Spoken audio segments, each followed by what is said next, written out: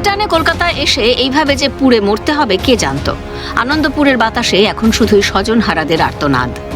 ইতিমধ্যে জারি করা হয়েছে 163 ধারা। ঝলসে যাওয়া কারখানার বিপজ্জনক অংশ সরিয়ে ফেলার কাজ চলছে জোর কদমে। অগ্নিকাণ্ডের ঘটনায় বৃহস্পতিবার রাতে গ্রেফতার করা হয় মোমো সংস্থার ম্যানেজার মনোরঞ্জন শীট ও ডেপুটি ম্যানেজার রাজা চক্রবর্তীকে। নরেন্দ্রপুর এলাকা থেকে তাদের পাকড়াও করে পুলিশ। শুক্রবার ধৃতদের বারুইপুর মহকুমা আদালতে তোলা হলে 6 দিনের পুলিশি হেফাজতের নির্দেশ দেন বিচারক। যদিও অভিযুক্তের আইনজীবীর দাবি, মোমো কারখানায় দেশলাই পর্যন্ত জ্বালানো হয় না। অগ্নিকাণ্ডের মূল উৎস ডেকোরেটার্সের গোডাউন।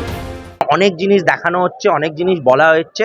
আমি কিন্তু কোর্টকে এটাও দেখিয়েছি, আমাদের থেকে অরিজিন হয়নি, যা অরিজিন হয়েছে সেটা ডেকোরেটরের থেকে। আমাদের হচ্ছে absolutely dry godown. Learned court, ACJM court CD peruse করে তাদের বিরুদ্ধে যথেষ্ট অ্যালিগেশনস পাওয়া গেছে এবং পুরো সিডি খতিয়ে দেখে দুপক্ষকে শুনে লার্নেড কোর্ট 6 দিনের পিসি গ্র্যান্ট করেছে। ওনারা যা বলছেন, কিন্তু আমাদের পক্ষ থেকে ইনভেস্টিগেশন চলছে। এই পক্ষে সম্ভব নয় যে কোথা থেকে আগুনটা আসছে। অন্যদিকে উদ্ধার হওয়া দেহাংশের পরিচয় নিশ্চিত করতে ডিএনএ ম্যাপিং এর সিদ্ধান্ত নেওয়া হয়েছে। কিন্তু কিভাবে হচ্ছে ডিএনএ ম্যাপিং?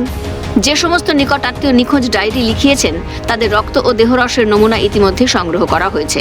উদ্ধার হওয়া সকল দেহ ও দেহাবশেষ থেকে করোটি, দাঁত, হাড়ের ভিতর থাকা অস্থি মজ্জা থেকে সংগৃহীত নমুনার সঙ্গে আত্মীয়দের নমুনা মাইক্রোস্ক্যানারে ম্যাপিং হবে। উদ্ধারের প্রথম দিকে বিষয়টি সম্পর্কে স্পষ্ট ধারণা না থাকায় বস্তাবন্দিতে অনেক ক্ষেত্রেই কিছু ভুল ত্রুটি থেকে গেছে। কয়েকটি ক্ষেত্রে বোঝার অসুবিধে থাকায় কাছাকাছি থাকা দুটি দেহাবশেষ বা হাড়গোড় একসঙ্গে প্যাক করা হয়েছে বলে স্টেট ফরেনসিক ল্যাব সূত্রে খবর। সেগুলির ক্ষেত্রে ডিএনএ ম্যাপিং বেশ কিছুটা সময় সাপেক্ষ। দেহ পুড়ে খাক হয়ে যাওয়ায় দেহাবশেষ শনাক্ত করা প্রায় অসম্ভব। তাই ম্যাপিংয়ে নির্ভুল বৈজ্ঞানিক পন্থা অবলম্বন করতে হচ্ছে। অতিরিক্ত সতর্কতা এবং সাবধানতা অবলম্বন করে এগোচ্ছে ম্যাপিংয়ের কাজ। বলে রাখা ভালো, কলকাতার বুকে অগ্নিকাণ্ডে মৃত্যুর ঘটনাবলীর মধ্যে একমাত্র 2010 সালের স্টিফেন কোর্টের পর আনন্দপুরে ডিএনএ ম্যাপিং এর প্রয়োজন পড়ল। কারণ ঢাকুরিয়া আমৃতে 91 জনের মৃত্যু হলেও সম্পূর্ণ ঝলসে যায়নি। বড়বাজার মেছুয়াপট্টির হোটেলের ক্ষেত্রেও দেহ এইভাবে ঝলসে খণ্ড বিখণ্ড হয়ে যায়নি।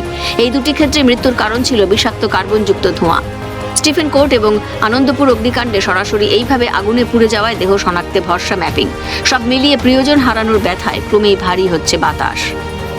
ক্যামেরায় শুভময় দাসের সঙ্গে শুভজিৎ দে ও জাহিদ মিস্ত্রির রিপোর্ট, ক্যালকাটা নিউজ।